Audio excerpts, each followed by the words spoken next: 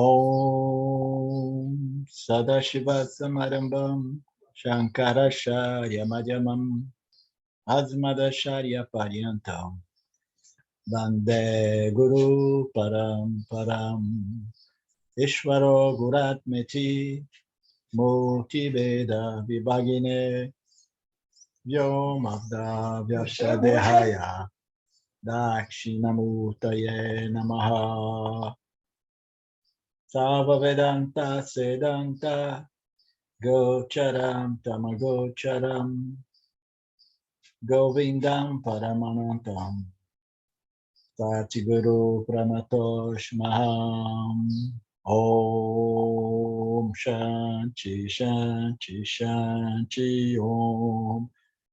Namaste, welcome everyone. So we'll begin now our Panchadasi class from where we stopped last week.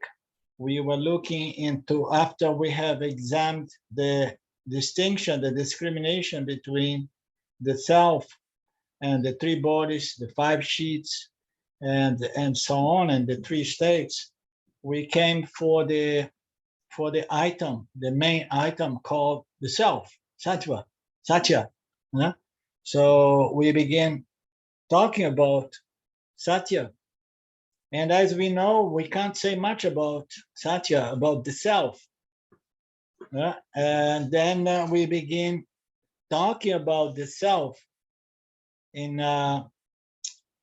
contrast, in reference, analyze the self, in reference to the not self. So, and when we look into the self, we see some features, some aspects of the self, one of them being space. So in the last few verses, we were looking at the way everything, the entire universe, the physical material universe, they all somehow can be traced back. Let's see, instead of repeating the same word, resolved into the material universe, we know it can be traced back to something which is very, very subtle from where everything seems to be coming from. Therefore, this idea that the reality, meaning to say the bottom line, the basis, the essence of everything is space. So we were looking to the nature of space so that we could establish clearly that space is not the bottom line. Space is not the most fundamental factor. Space is not the source of the universe.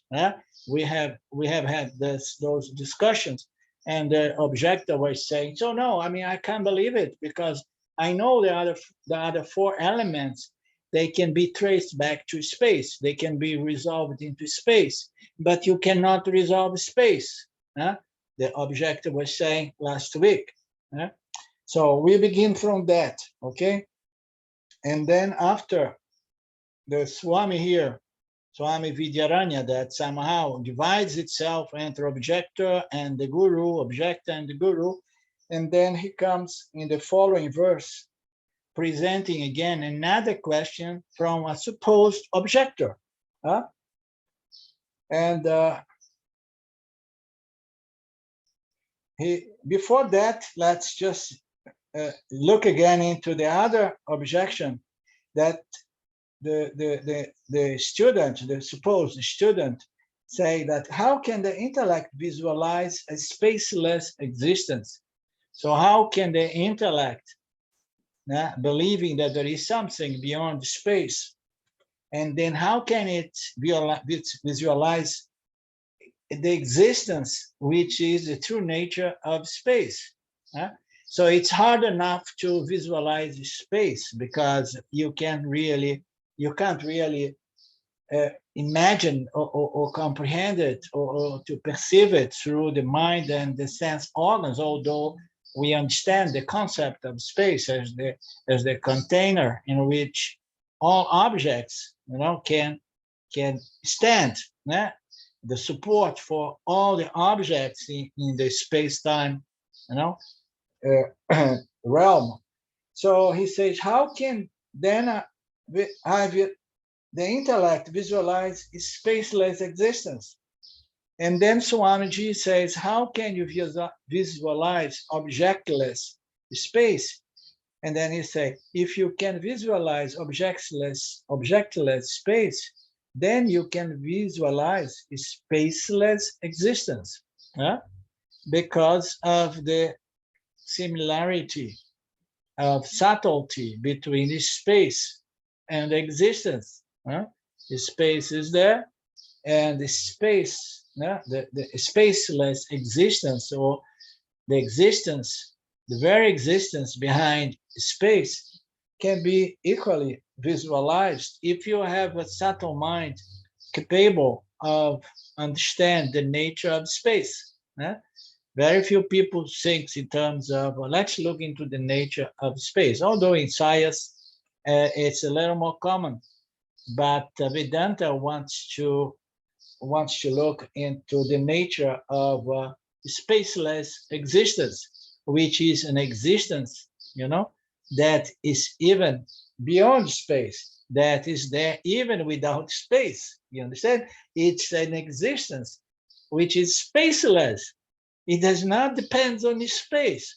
So if you can conceive the notion of space, and then you can conceive the nature of spaceless existence, which is the most subtle concept that we can try to grasp. So an existence which is beyond space. But then Swami says something very beautiful in the end to make it simple. I mean, let's get away from all this philosophy and complexity. There is no need for you to visualize spaceless existence, an existence free from space. There is no need, because you are existence itself, since you are existing in this very moment, looking into this concept of space and spaceless existence. So all of these are being discussed in the light of your conscious existence. So there is no need for you to visualize yourself, because you are it. So don't you agree, Gert? Isn't it simple? Are we all following? It's very simple. Vedanta is not a philosophy. So because you are this pure existence, you are the observer of all those notions and concepts. You are the observer. You are this pure consciousness. And pure consciousness is, again, a word, a pair of words that could bring about some confusion. There is no such a thing as pure and impure consciousness. Pure consciousness means to say non-dual consciousness. You understand? You are that consciousness, which appears as human consciousness, which is reflected consciousness. You are that all-pervasive consciousness, or in other words, you are that original consciousness, okay, that shows up as Jivatma, the reflect consciousness. And your nature is non-dual consciousness, okay? So we don't need to go about visualizing objectless space, because we are consciousness itself. Objectless space or spaceless existence, okay? This is all pointers to our true nature. We can try to grasp it intellectually, you understand? But in the end, this is for the intellectual minds, so that we can be done with all intellectual questions or doubts, and realize that which is the most simple. I don't need all this mental exercise, because I am this light of consciousness. I am this existence. Okay. If nobody has an objection, we can move on to the verse 42. The objector then says, I can visualize it because it is visible, but you cannot visualize pure existence because it's invisible. It's saying that I can visualize space because it's visible. Okay, it is subject to debate if space is really visible. But I cannot visualize pure spaceless existence. Space I can visualize. I can conceptualize my, but spaceless existence or pure existence, it's impossible. Here he says, because it is invisible. It's more than invisible because it's too subtle for the sense organs and the mind to grasp. Okay, spaceless existence, an existence which does not depend on space. Okay, so let's see what the Swami is going to answer, to present as an answer.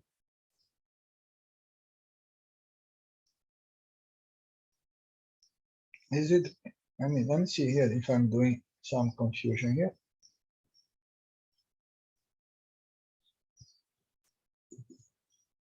Yeah. And then the Swami says, how can the eyes experience space? Because it was saying, I can visualize space.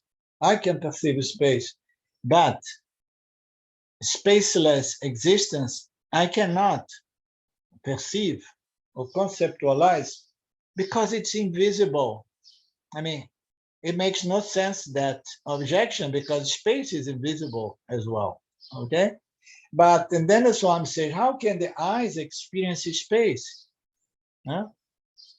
They can only experience light and darkness. You know, he says, when the objector says, no, I cannot visualize or understand existence, spaceless existence, because it's too invisible. Visible and invisible, it refers for what? To the sense, the eye sense, the sense of perception through the vision. Okay, so it's through the vision that we can see if something is visible or invisible. So it's really a very poor objection. And then the Swami says, how can the eyes experience space? They can only experience light and darkness, of course. We can experience light, and through light, we can experience the names and colors and forms revealed by light. But how can you experience space, let alone spaceless existence? And then he says, your philosophy says space is beyond perception. Don't be a fool. At the least, stand. I mean, be in harmony, stand, or be conformative with your very philosophy. He says, in fact, your philosophy, Nyaya, says that space is beyond perception. No? And then the objector went to sleep, because here they begin talking about during sleep. During sleep, all objects and the experiencing entity itself is resolved. Yet I remain as pure existence. I sleep because I know that I happily exist beyond time and space and thought. I sleep because I know that I happily exist beyond time, space, and thought. So do we know that we exist beyond time, space, and the I thought, I am, I exist of the awakened state? Do we really know? Do we really know? And the people say, no, if I would know, I would be enlightened. And then the Swami say, no, you know, okay? You sleep because you know that you happily exist. So what kind of knowledge is that? It's a subconscious knowledge. It's not clearly, we are not familiarized with that understanding, with that knowledge, but we know deeply inside that I happily exist beyond time, space, and thought in deep sleep. If I would not know, I would never take the chance to jump into that state in which, I don't exist. But I know so confidently that I exist. In fact, Swami says, I happily exist in that state. You understand? In which there is no space. And he's trying to debate with him about the nature of spaceless existence. Yeah? So when there is no space, there is no time. Space and time, they are the two sides of the same coin. When there is no space, there is no time, and there is no I thought, I exist. You understand? Still, you are very happy and confident that you can go through that state, without losing your existence. Therefore, your existence is beyond space, it's beyond time, it's beyond the I thought. You understand? He's presenting the logic to pacify and resolve the doubts of this objector. You understand, Claudio? Yeah.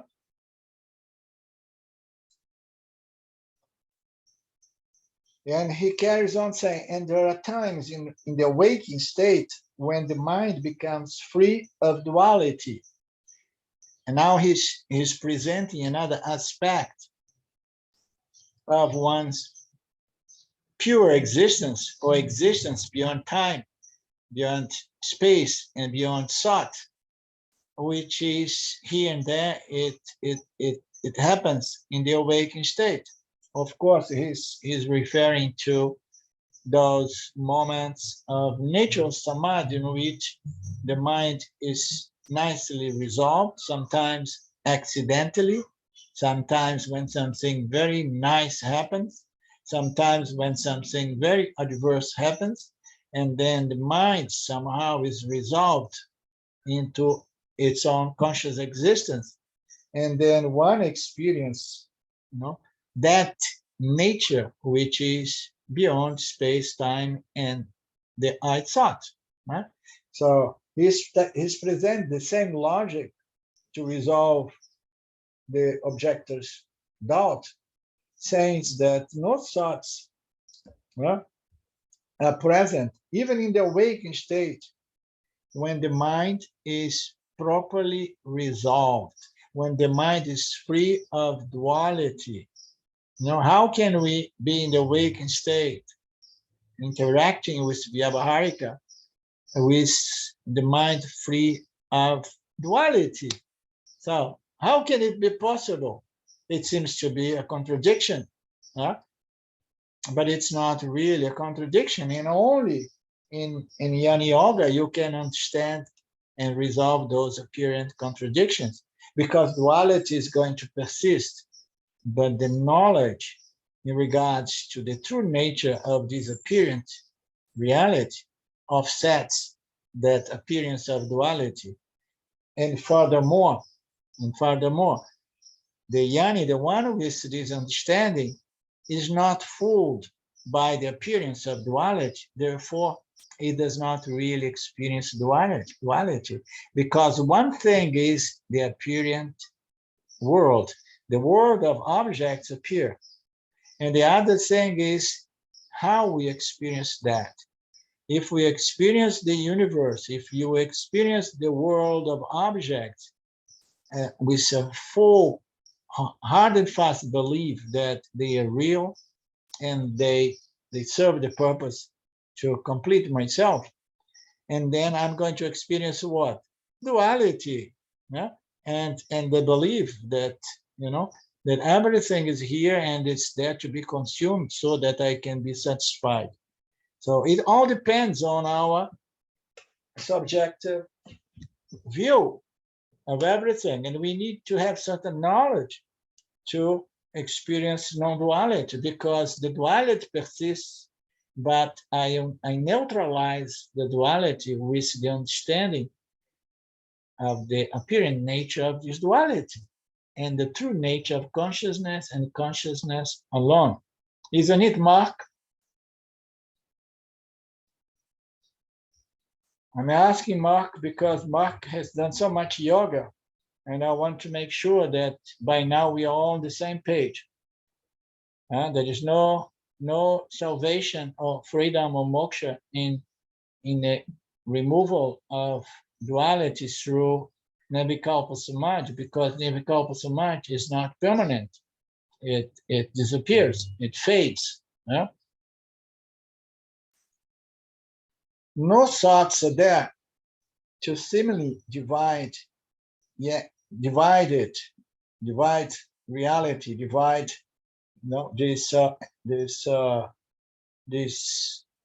this one. No thoughts are there to seemingly divide the self, yet I happily exist without thoughts, and my existence is not localized. So there is no location, there is no space. If there is space, there is location. If there is location, there is the sense of time between two locations or two objects, or the very duration of every contact with such objects. I am not a knower then.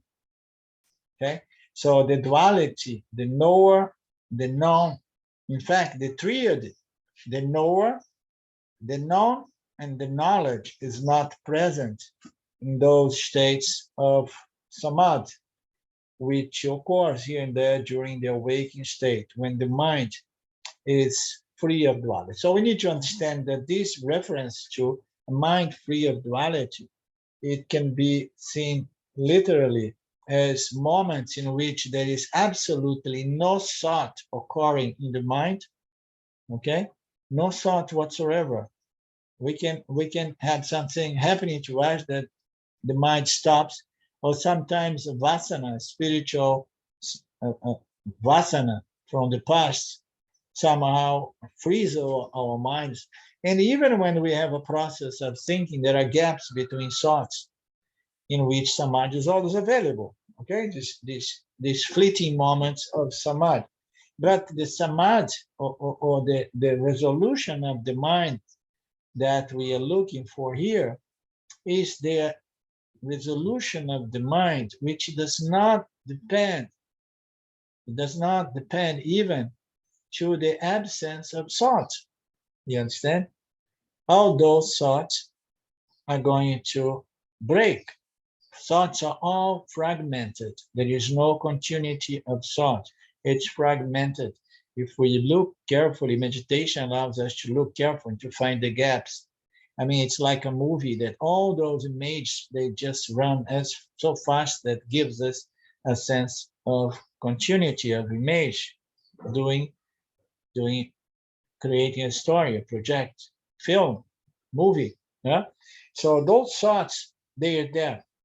And the experience of duality, the mind which is free of duality, it is there in Nirvikalpa Samadhi. It can happen here and there in the awakening state, but most importantly is a mind that understood that duality exists, but as a apparent reality.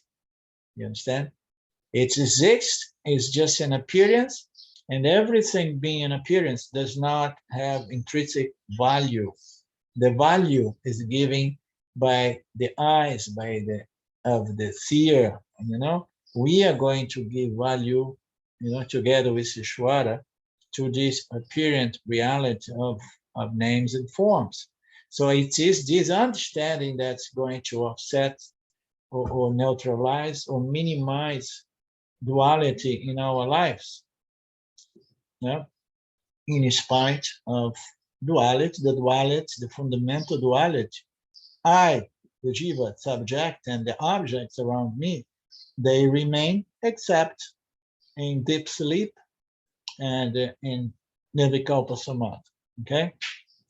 So we are talking here about this absence of duality that can be seen and understood as small gaps here and there, or as the result of jnana, knowledge.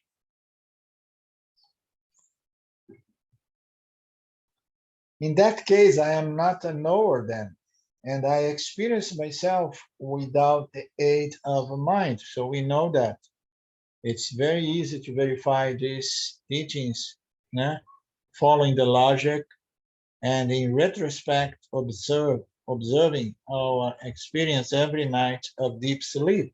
I experience myself in deep sleep or in nirvikalpa samadhi, or even in those silent moments in my meditations.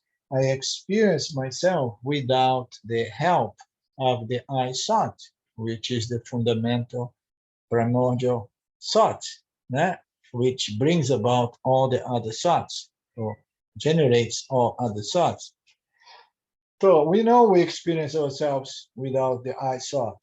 Furthermore, I experience myself as the silence or the space between thoughts. So I experience myself without the mind, and furthermore, I experience myself in total silence as emptiness, or the space, which is another way to present this notion of emptiness and space.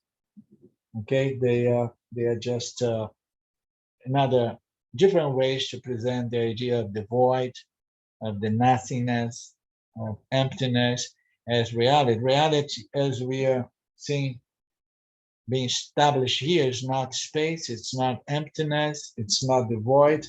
Although this void is experienced in deep sleep, it's experienced in nirvikalpa samadhi, and it is experienced between the thoughts, as it says there.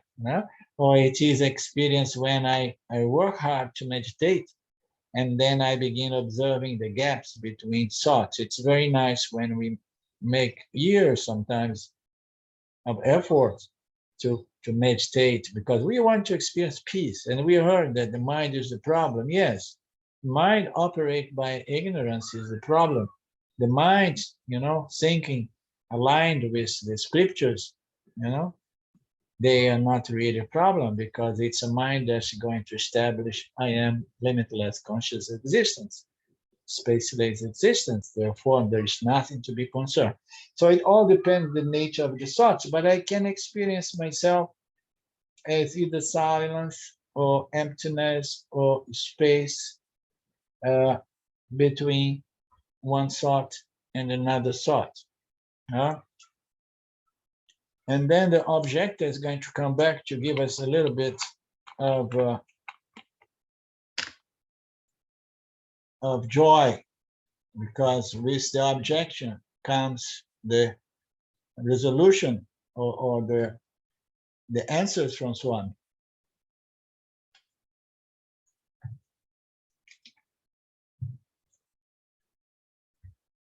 The objector then comes and says, during silence, we do not experience pure existence.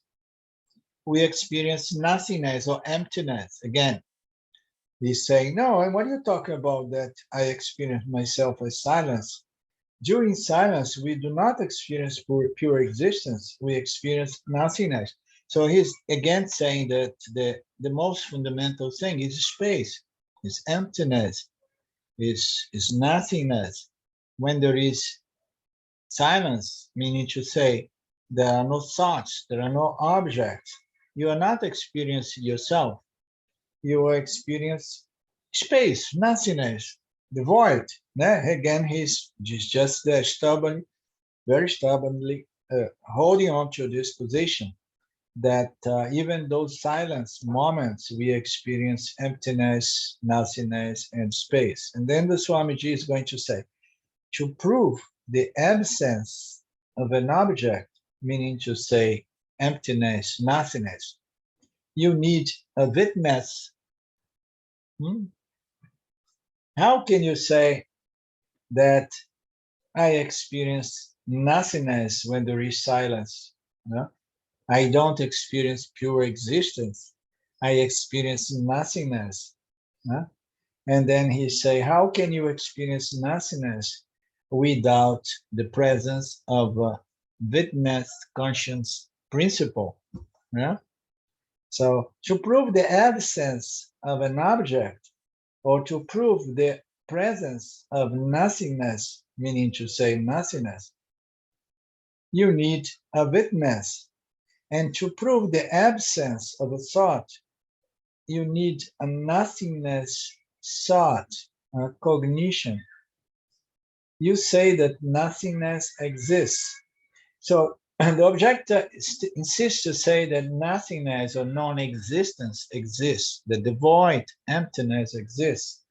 And the Swamiji keeps saying that in order for it to exist, you need a witnessing conscious intelligence that somehow determines the existence of non-existence, the existence of emptiness, the existence of nothingness. Nothingness exists, and nothingness is the most fundamental reality. Huh? To prove the absence of an object, such as nothingness, you need a witness, yeah? A witness. And to prove the absence of a thought, you need a nothingness thought. You need to have a thought of a nothingness, which is a chit, a conscious aspect of Brahman, to gain the cognition of nothingness thought. Because if nothingness exists, it can only exist as a concept, as a thought. And every thought, every concept, as we know, when we come to Vedanta, we know that even thoughts, even in notions and concepts, are objects. What kind of objects? Conceptual objects. Why? How come? We are talking about philosophy. You cannot call this elaborate and sophisticated, line of thoughts or concepts an object. Yes, it is an object. Why? Because I can see it. I can look into it. I can analyze it. I can produce it. I can question it. I can objectify all of these. Those are conceptual objects. So it says to prove the absence of a thought, you need a nothingness thought. So you have the concept of a nothingness thought through your chitta, which is your cognitive power, and then you can prove the absence of thought, okay? So, but in order to prove the absence of thought or the presence of silence and emptiness, is still you need a cognition, a witnessing conscious principle that is going to bring about the notion of nothingness or the concept of nothingness. All of that, of course, within the scope of consciousness, always. Huh? Consciousness is that which can never be dismissed, right? Are we following?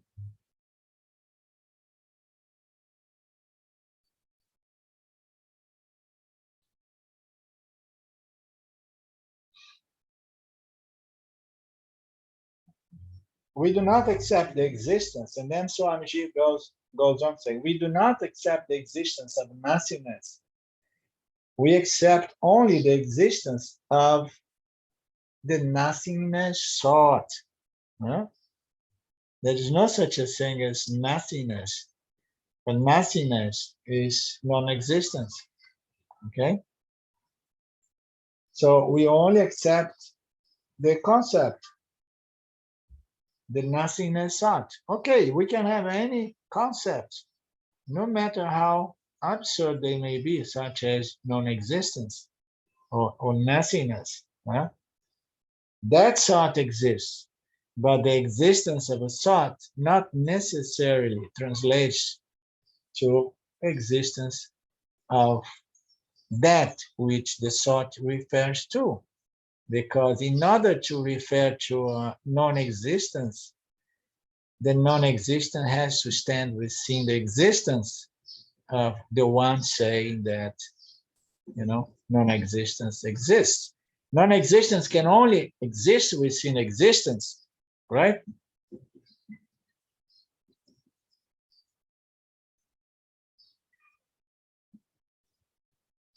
And then Swamiji goes and says, but even if there is nothingness, you were saying that there are two things, existence and nothingness. Yeah? So even if there is nothingness, you were saying then that reality is duality, because there are two things, existence and non-existence. You understand? Fullness and nothingness. The existence in nothingness is the same existence in all other objects.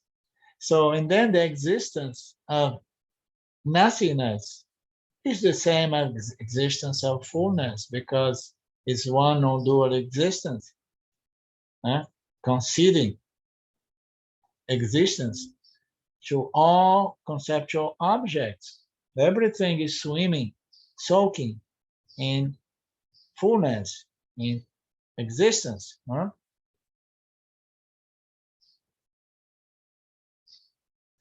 You cannot claim that existence and nothingness, emptiness, or non-existence exists unless you are conscious, a conscious witness. And then you say, okay, I exist, therefore I can observe non-existence as reality.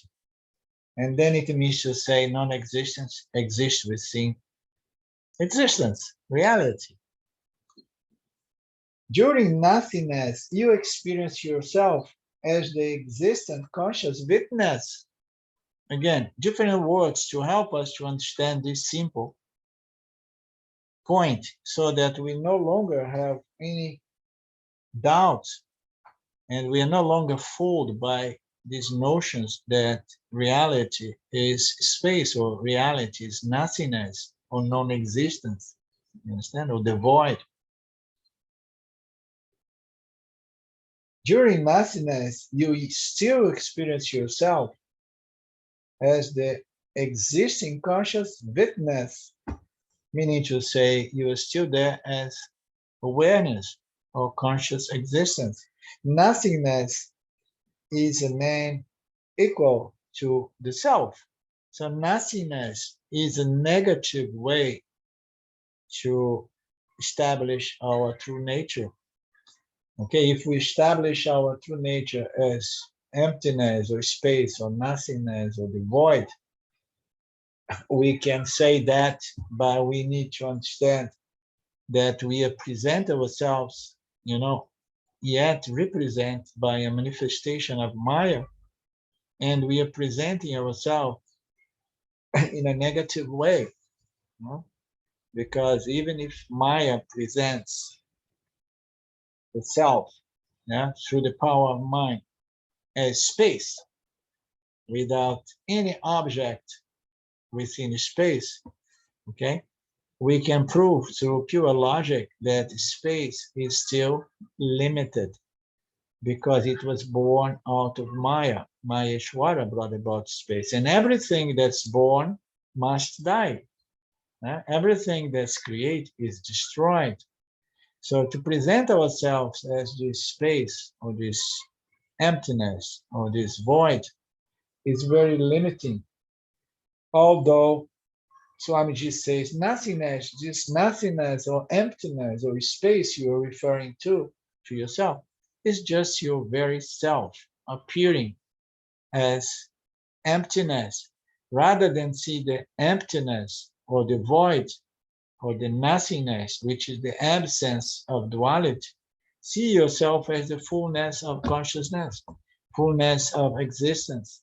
So Vedanta is a positive approach in regards to what we really are, because it says what you are is purna, is wholeness, fullness, and completion, because there is only consciousness, the witnessing conscious existence, this which allows us to have this conversations about the very nature of everything, the true nature of the self.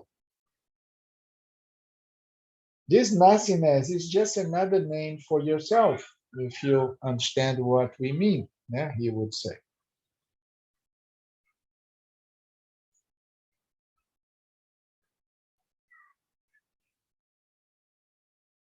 So far, so good?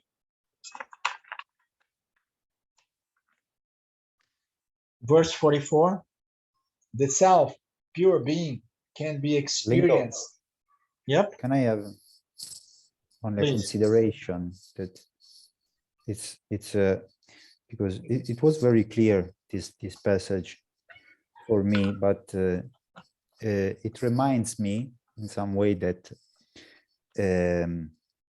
nothingness here, it explained very good how to objectify nothingness here. It's like, no, it is very clear.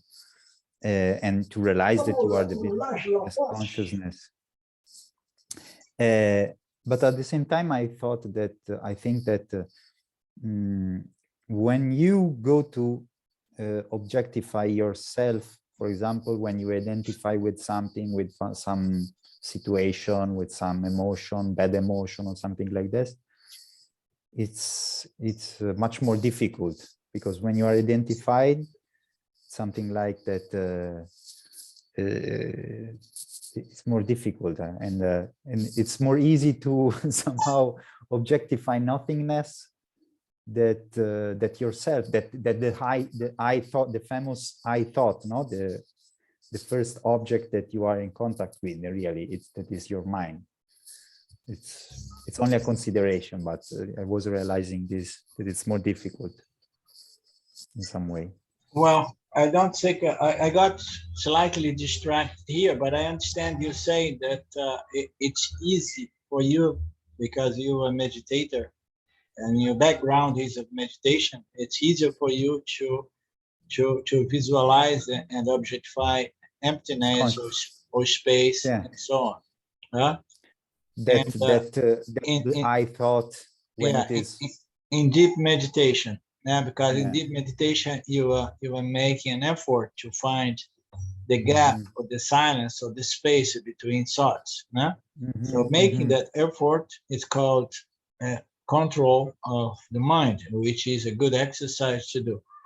So we do that, and then in that space we experience, in that experience, now we have this contact with these gaps, and it feels good to have peace of mind without. And then you say that when I suspend my sadhana, and then I experience thoughts and emotions. So what is the difference between the experience of space and the experience of thoughts and emotions? What is the difference, Claude? That's what I want to point out to you. Yeah, maybe there is no difference, exactly. Because this is the point. Yeah, you know, I mean, I don't like to say that very often, because I don't want to discourage people to do meditation, to experience silence. I walked away from it when I was utterly frustrated, you understand? And I don't like to discourage people doing so. But when you experience the gaps between thoughts, meaning to say emptiness and space, okay, it may feel good because you are not having any thought, like, you know, in deep sleep and so on. But when you experience a thought and emotion, in either way, you experience what? You experience your conscious existence, you know, illumining and revealing what is. Meditators, they tend to be obsessed with experiencing space or emptiness or the void. They get obsessed, and then they go into what I often call the impossible mission. What is that? Which is to control my experience 24/7. We cannot control our experience, first because we cannot meditate 24/7, and even if you want to meditate, we don't manage to keep our mind quiet 24/7, because the gunas are going to change the state of our meditated mind. Okay, so all of this, it helps to meditate, but remember You are doing that not for experience space or void or silence or emptiness. You are doing that, understand, all the time to put to the test that your conscious existence is there even when it's free from thoughts, objects, yet in even the I thought. We analyzing experience say that my conscious existence is not this space of gap or emptiness or silence. My conscious existence is free and independent of time, space, I thought, and the objects and the emotions that occur. So we are there to establish what we are and our independence from everything that shows up to the party. You understand? So keep it in mind, otherwise the meditator is going to be fixated in the silence or in the emptiness on the space, which is misleading. You understand? It is misleading. Mhm.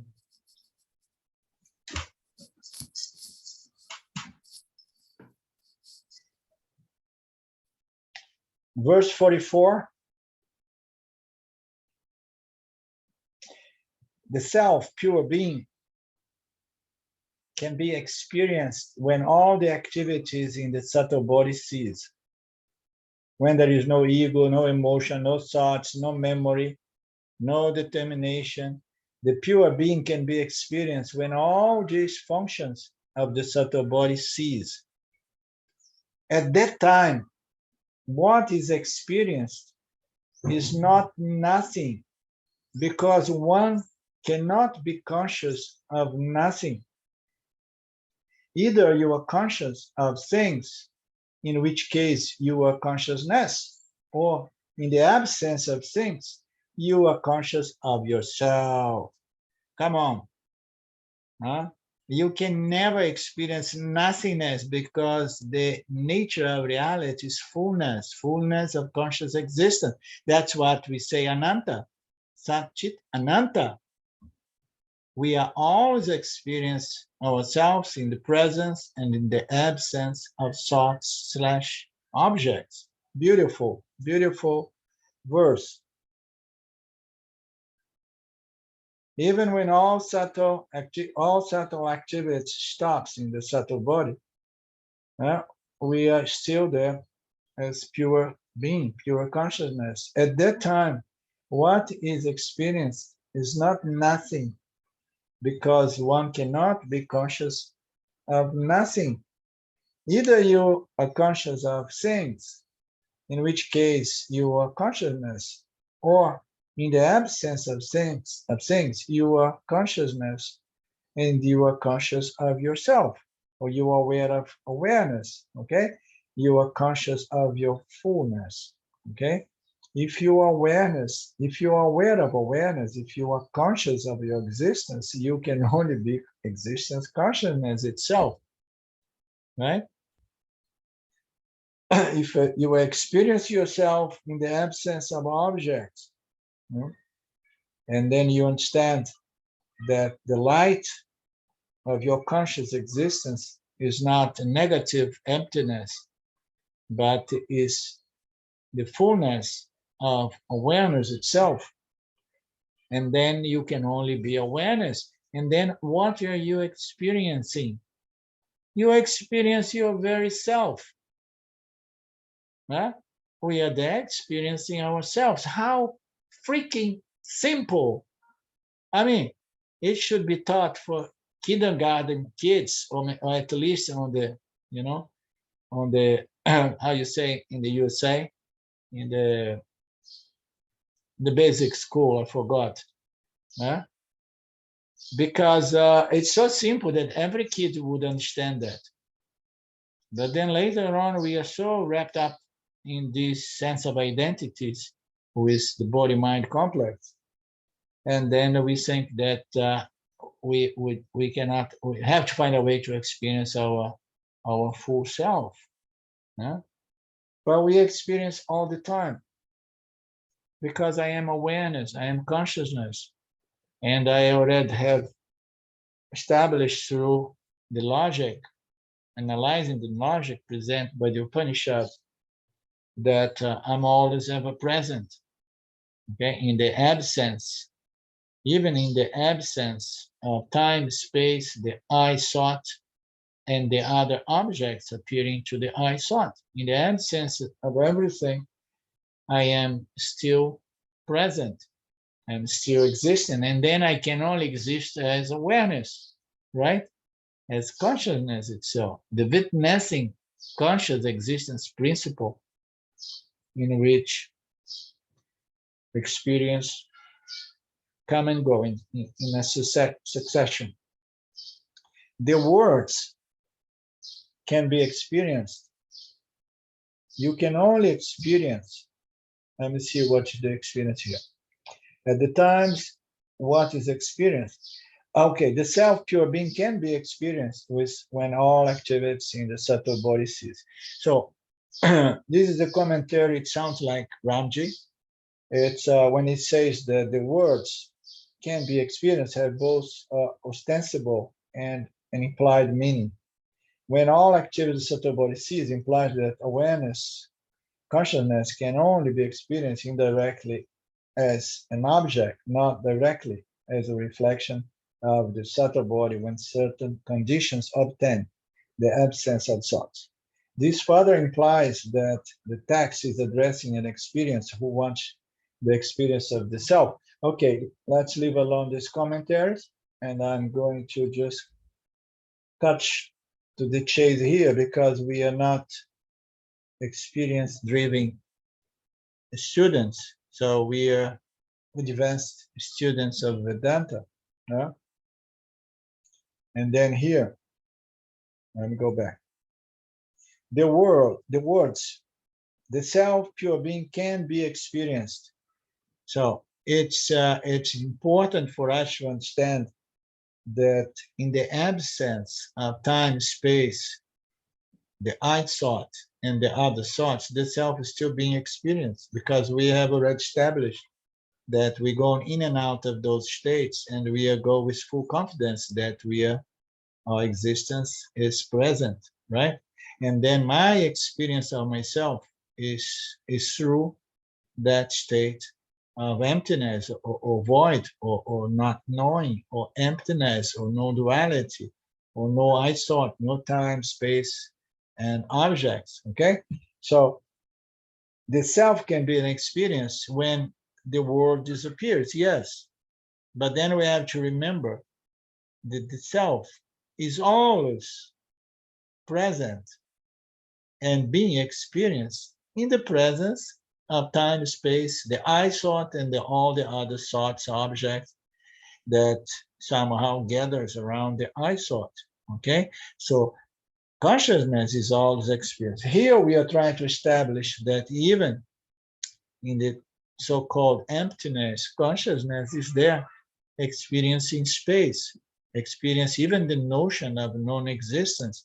Consciousness is the only thing that cannot be negated or dismissed. So can be experienced, needs to be understood, because it can be experienced not as an object of experience, but as the light of conscious existence that illumines and reveals objects, and in the absence of objects, it reveals itself as consciousness, as awareness. Well, let's use the analogy of light. So when we experience anything being revealed by light, we experience in the bottle, and we experience simultaneously the light that illumines and reveals this bottle. So likewise, we experience what we experience in the world because of the light of consciousness. You understand?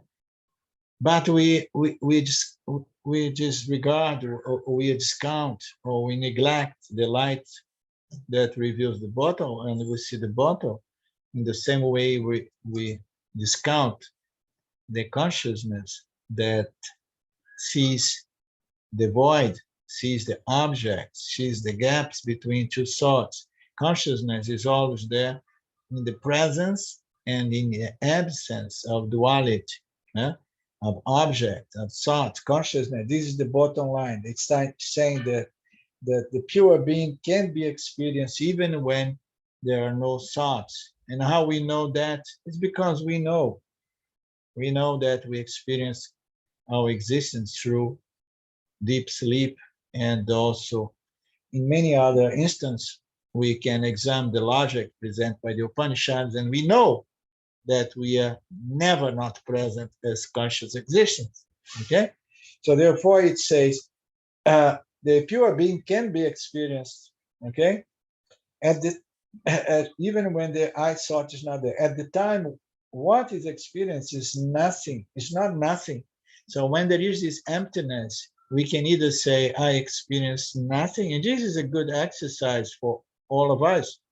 When we go in and out of deep sleep, we can either say, oh my God, oh, I experience nothing, emptiness, void, or we can see things from the Vedantic perspective and say, wow, I have experienced the fullness of my true nature. You understand?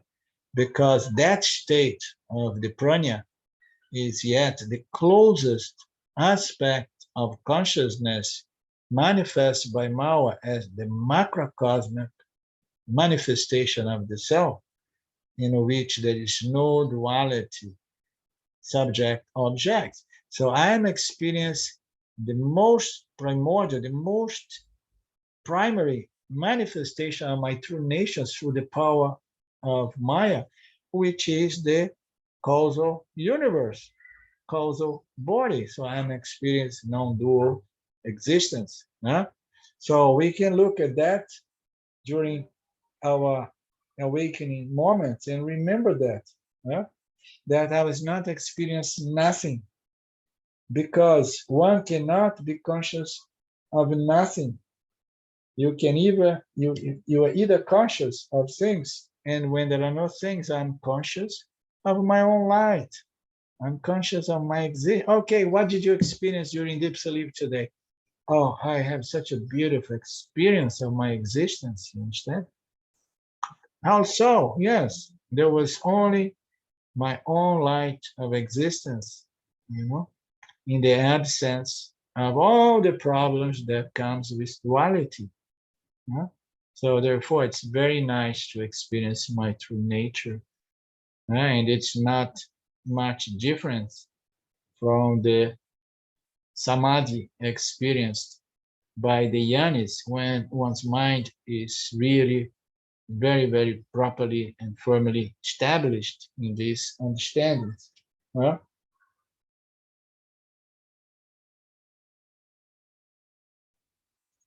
The phrase "when all activities of Sattva cease" implies that awareness existence can only be experienced indirectly as an object, not directly. So this,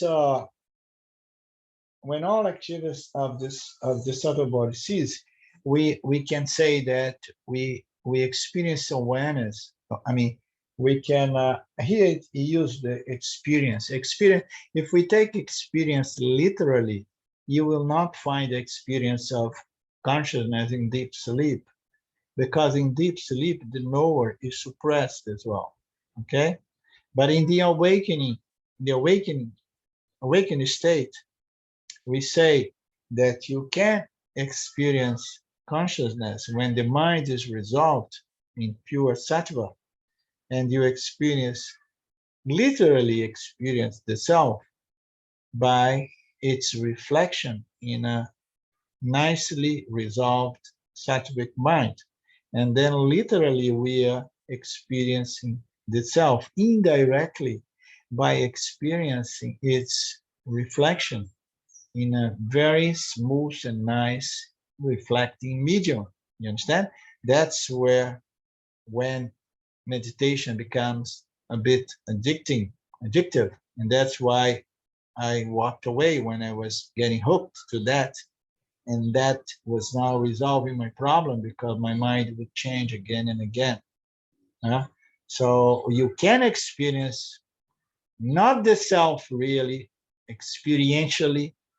We cannot experience the self in any case as an object.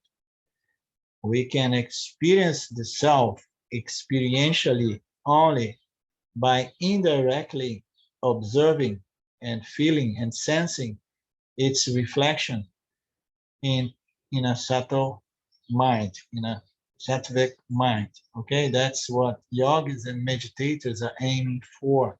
Huh? But we say that we can also experience the self in the awakening state. How can we experience the self? We know that the self can never be experienced objectively because it's the nature of the experiencer. But we can experience the self in the waking state, doing our day-to-day interactions with life. We can experience it cognitively. You understand? By understanding that there is no experience of the bottle without the presence of light. There is no experience of any object without the presence of my conscious existence. Therefore, I am experiencing consciousness literally as well, but not objectively. I experience myself as what? As the light of the illuminator. You understand? So in either way, you can, lately I have been emphasizing that we can really experience the self, but not objectively, not like we experience object. We can experience it, you know, as a reflection, not the self, but its reflection. If you are really craving for an experience, but if you are craving for knowledge, you can literally experience yourself, not as an object, but it's as the light of consciousness that allows experience to take place. The light of consciousness shine in my intellect, allowing me to experience the objects of my environment. Are you not experiencing that light right now, Lin? Of course, we all experience this light. You understand? What is this deal that you cannot experience the self? Of course, we can experience. The yogis want to experience it by creating certain mental condition of nice sattvic reflection. And the Yanni wants to experience it by creating a knowledge condition that allows it to understand it. And then once it's understood, it's always there. It's always present because, my God, now I understood. To control the experience of the self, you know, in the yogic way, I need to make tremendous, impossible effort to control a stable, you know, uniform mental condition, which is impossible. But to control my continuous experience of the self by the means of jnana, I just need a single moment, like Papaji used to say, one fraction of a second, and you're going to understand it. And then you are done. You understood. I'm always experiencing myself 24/7 as full, whole, and complete, no limit, limitless awareness.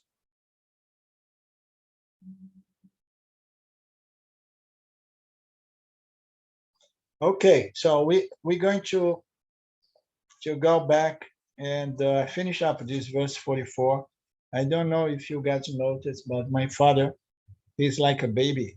I have given him so many warnings not to disturb me, and sometimes he comes here talking, you know, 90, blah, blah, blah, blah, as if he forgot already that I told him, please do not disturb, you know.